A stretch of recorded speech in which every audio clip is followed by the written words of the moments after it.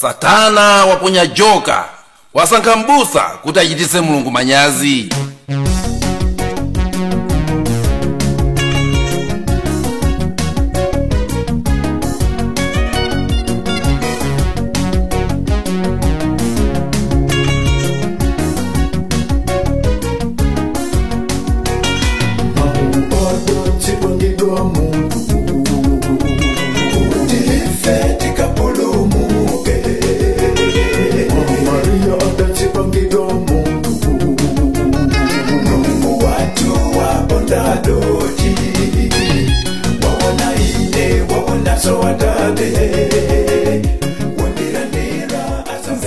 Tate ndila mwana ndila mzimu woyera, amen. Chaulire cha Ambuye athu Yesu Kristu, chifundo cha Mulungu Atate, komanso mphatso za Mulungu Mzimu Woyera zikhale nanu abale.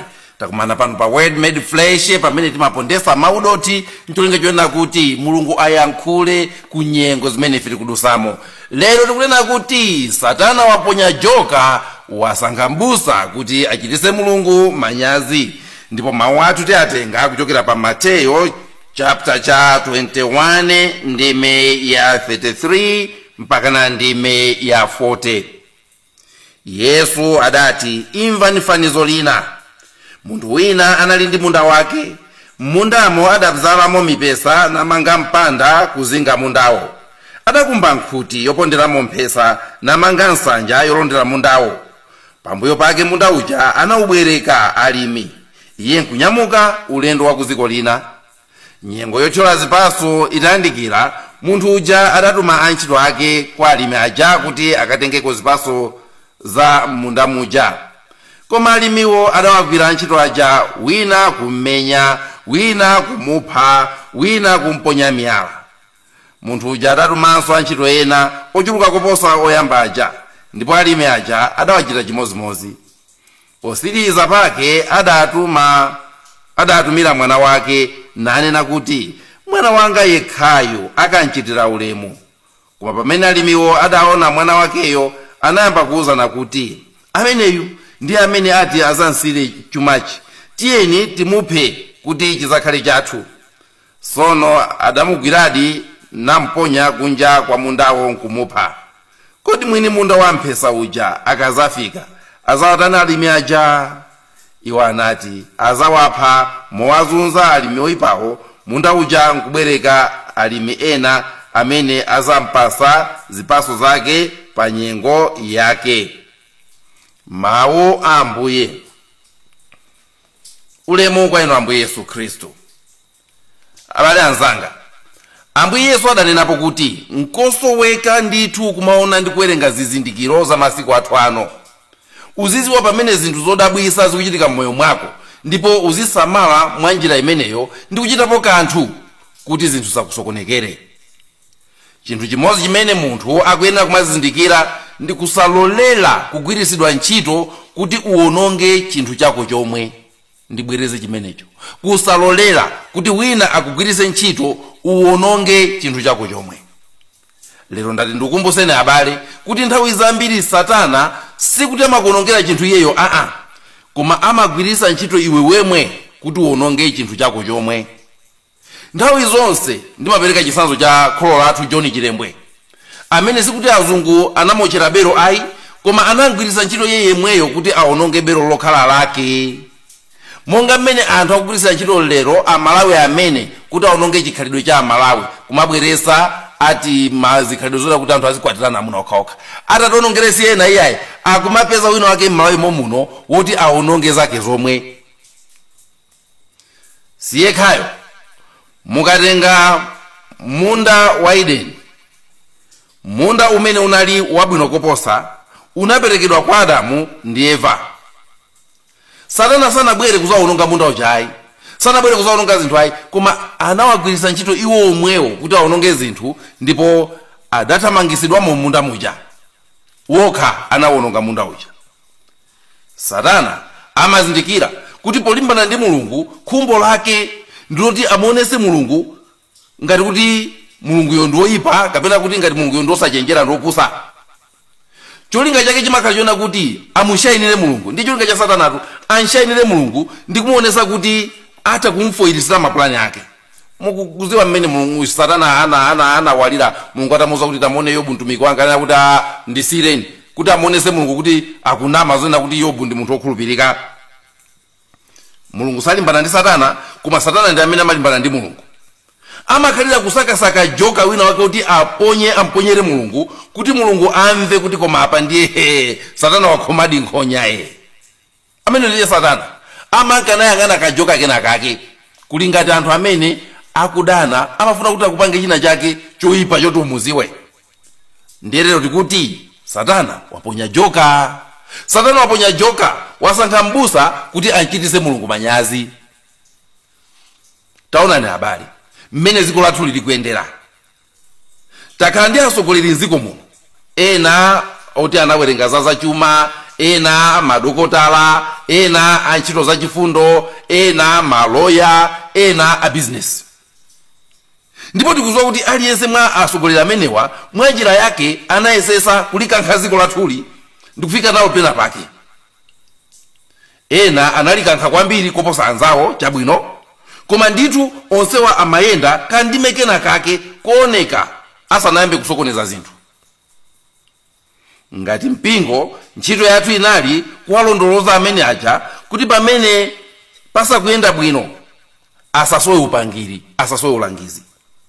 Aliyense amene wasankhidwa akasokonezeka, ife osankhafe timayenda kuti mwina kapena tinalakwisa. Aliyense amene tinasankha ife akakhala kuti wasokonekera ndiye timakhala pansi phe kapena tinalakwisa ife masankhidwe ake. Titakwiya ndi kumenya nkhondo yozifunira dziko labwino, tinasankha m'busa kuti atisogolere. Wake wa mulungu ndithu oyima pa gome otumikira mulungu wachifundo amene si mulendo kuzochita za mulungu ayi, ndipo nkhani za m'baibulo akuzidziwa bwino. Ndipo tinakhulupirira kuti ngakhale mulungu atakunena za iye monga ananena za Davide kuti ndasankha mtumiki wanga wakumtima kwanga. 1 Samuel 13:14.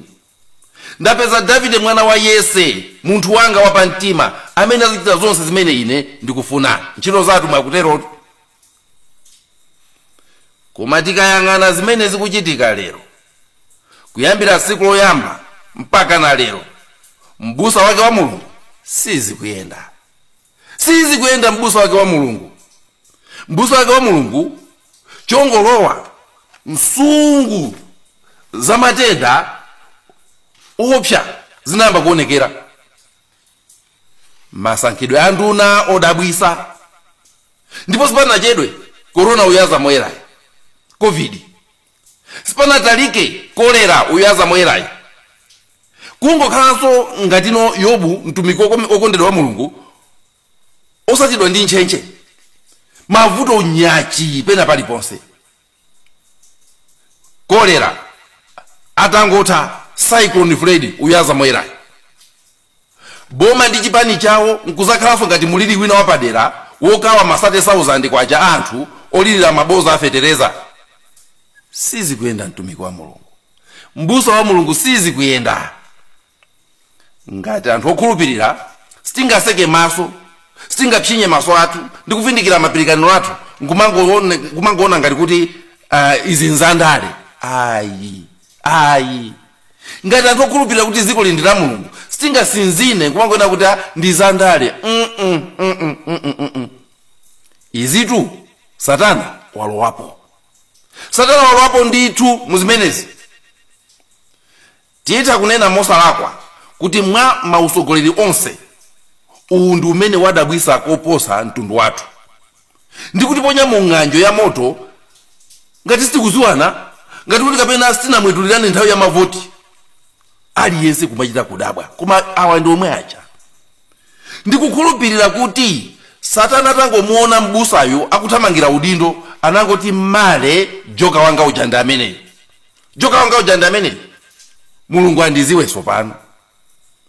Lero tikuti Satana wapeza joka, wasankha m'busa kuti achititse Mulungu manyazi. Mwa usogoleri wonse umene ukuoneka kuti ndithu ndochititsa manyazi ndodesa nkhawa ndi umenewu. Wasankha mmodzi mwa anake kuti aononge plani yake ya mulungu ya chipulumutso. wasankha wankati momo nkati mwa mbumba ya Mulungu kuti aononge chuma cha Mulungu amene chuma cha Atate yake.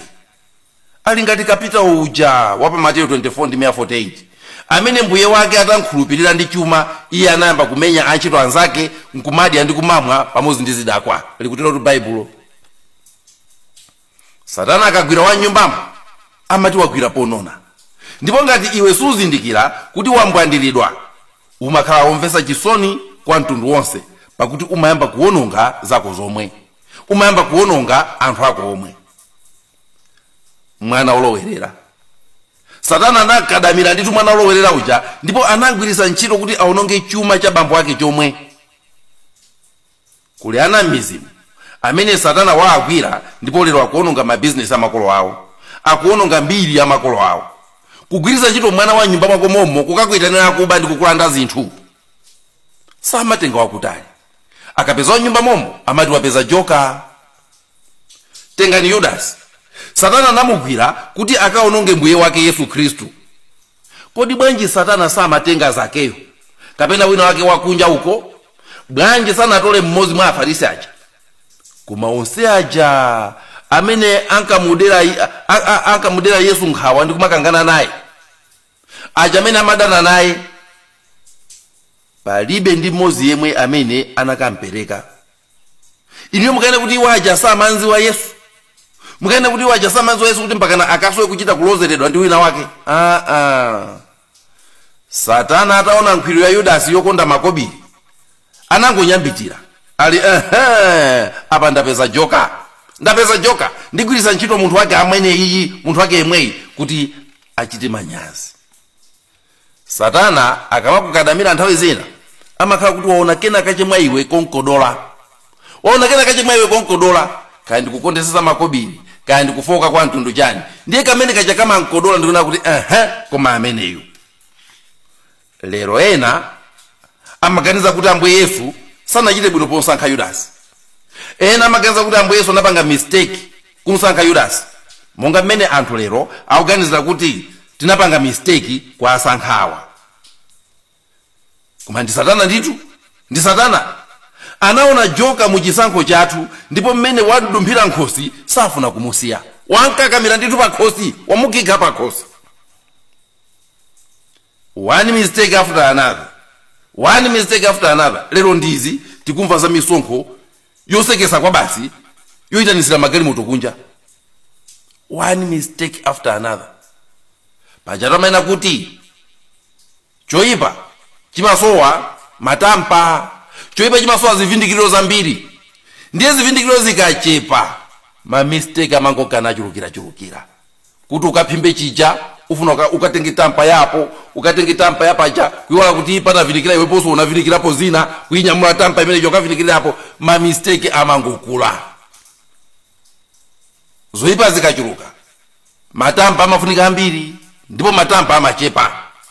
Lero matampa achepa makobiri asowa uko. Kodi tipange bwanji tikatenge kuti chakuti apa tinasolo lapo, kodi tipange bwanji kuti tichite kava pamene pacha.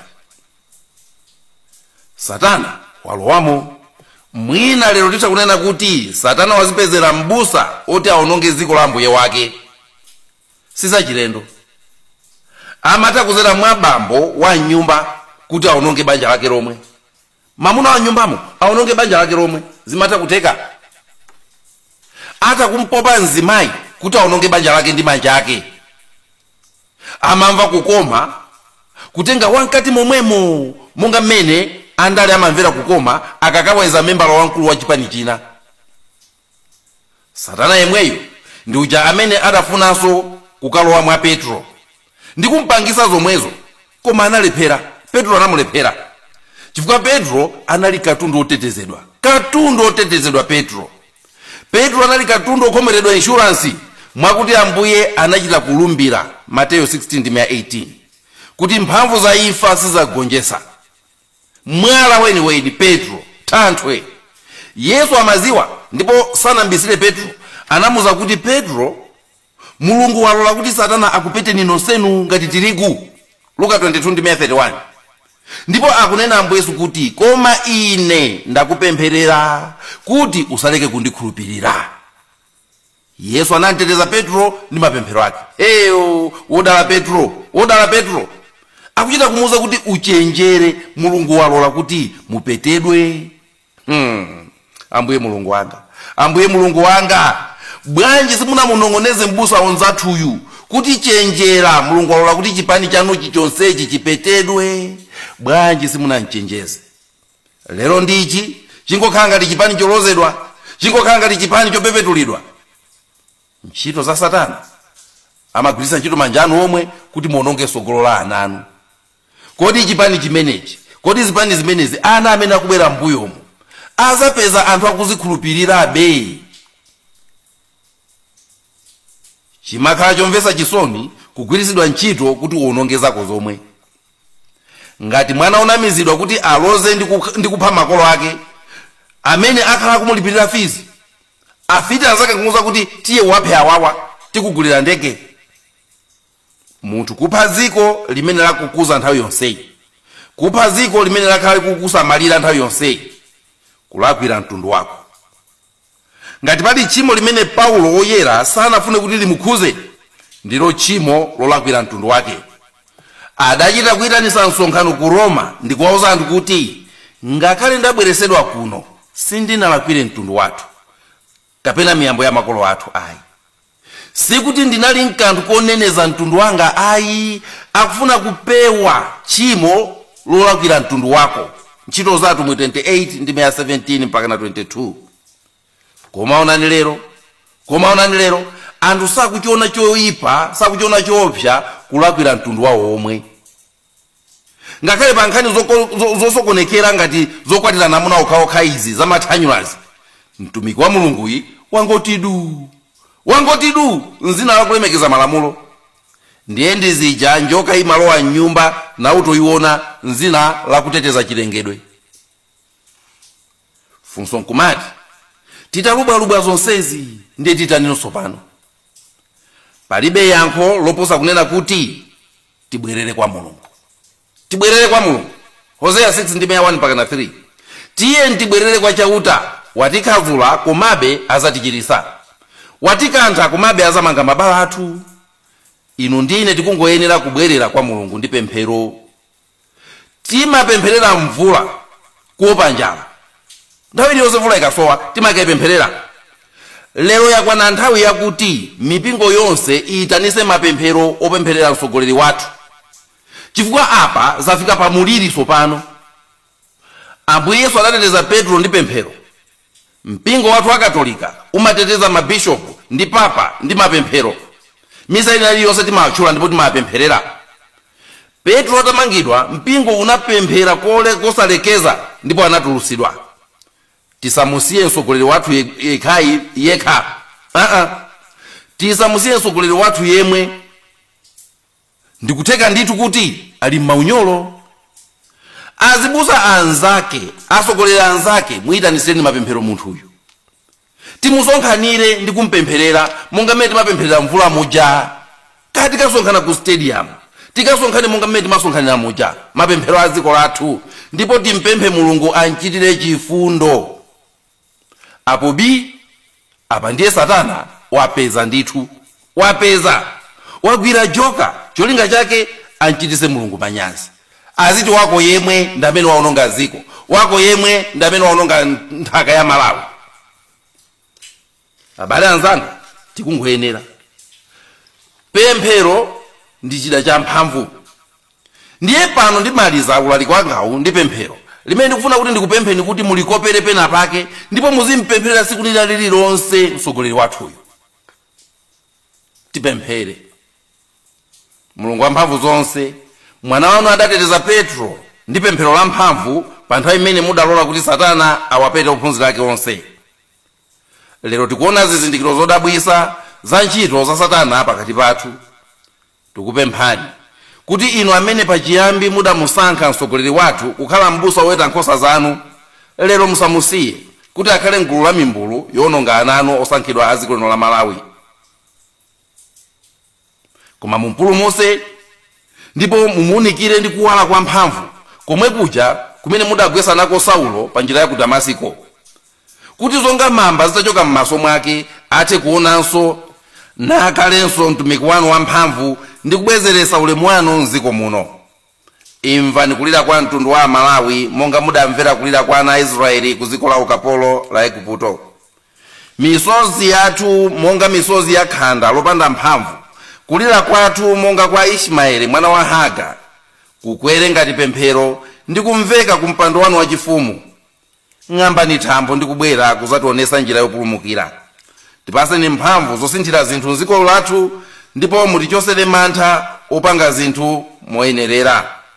Tupempha zonsezi m'dzina la Yesu Khristu yemweyo Ambuye athu. Amen. Ndakuthokozani abale, tiye ndipitirize kupemphera dziko lathu, kupemphera atsogoleri athu. Munali ndine Elizeo Bambo Nthalika. M'dzina la Atate ndi la Mwana ndi la Mzimu Woyera. Amen.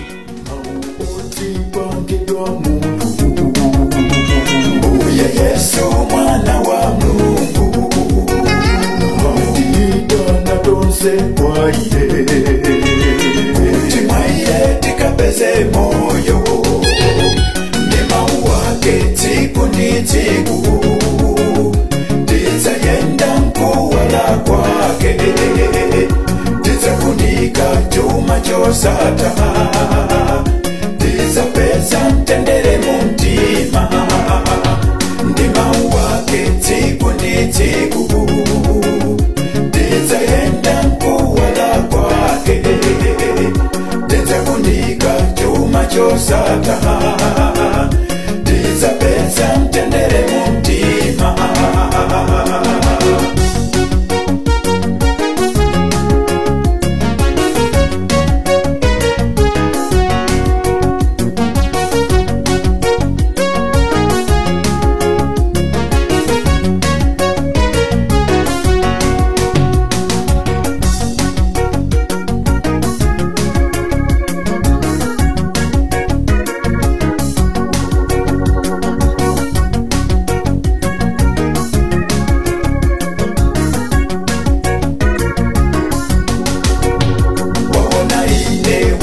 So watate wandilandira asapeza moyo wandivumira sasa yenda mumdima wamanga moyo wake kwa tate ndima wake tsiku ndi tsiku tizayenda mkuwala kwake tizafunika chuma chosata tizapeza mtendere mu mtima.